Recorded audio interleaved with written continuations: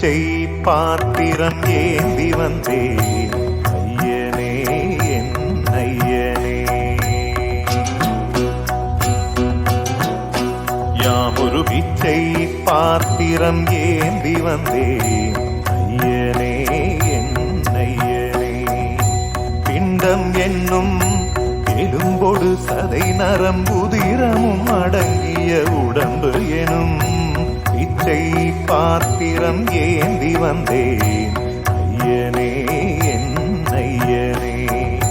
பிண்டம் என்னும் எலும்பொடு சதை நரம்புதிரமும் அடங்கிய உடம்பு எனும் பிச்சை பாத்திரம் ஏந்தி வந்தேன் ஐயனே என் ஐயனே.